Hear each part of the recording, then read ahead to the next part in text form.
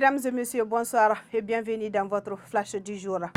Nous sommes lundi 2 février 2026. Autorités gouvernementales et agents du ministère de la Santé et du Développement social se sont retrouvés autour du drapeau national pour une cérémonie de montée des couleurs, symbole de cohésion, de détermination et de service à la nation.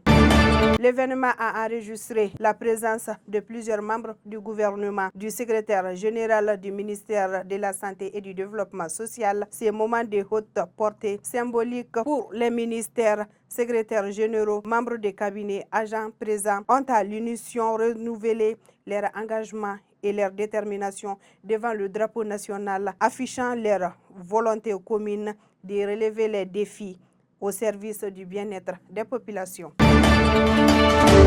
Son Excellence M. Abdoulaye Diop, ministre des Affaires étrangères et de la coopération internationale, a présidé ce lundi à la cérémonie traditionnelle du montée des couleurs en présence des personnels du ministère. Ce grand rendez-vous mensuel autour des couleurs nationales constitue pour le personnel du ministère un moment particulier empreint de solennité pour témoigner son respect ou symbole d'unité nationale et renouveler son engagement patriotique pour la défense des intérêts de notre pays. Le président de la transition générale d'armée Assimi Goïta a nommé M.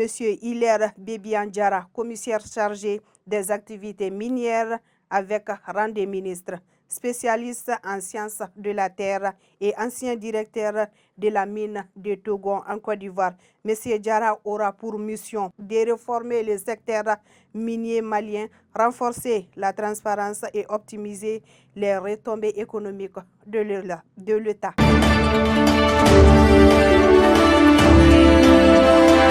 Aujourd'hui, 2 février 2026, le professeur Alpha Oumar Konaré, l'ancien président démocratiquement élu en République du Mali, souffle sa 80e bougie par la grâce du Tout-Puissant. Nous lui souhaitons un joyeux anniversaire et lui adressons toute notre reconnaissance pour le service rendu à notre pays, le Mali, de 1992 à 2022 et à notre continent africain.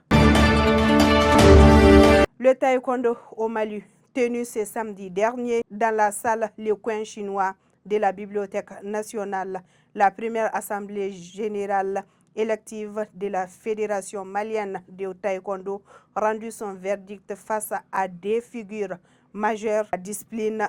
Le président sortant, M. Alioune Badara Traoré, 8e dan, et M. Yacouba Oumar Samake, 7e dan. C'est Mme Si Aminata Makou Traoré, ceinture noire 4e dan, qui a remporté les suffrages avec 4 voix contre 2, celle qui fut la première malienne médaillée d'or aux Jeux africains de Maputo. Entamant un mandat de le taekwondo a montré les valeurs de maturité.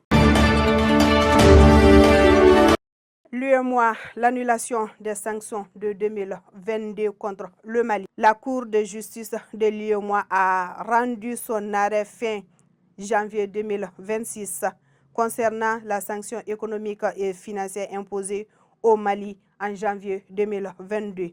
La Cour juge que les sanctions étaient dépourvues de base légale au sein de l'UEMOA. Le traité de l'Union ne permet pas à la conférence des chefs de l'État de prononcer des sanctions politiques ou diplomatiques.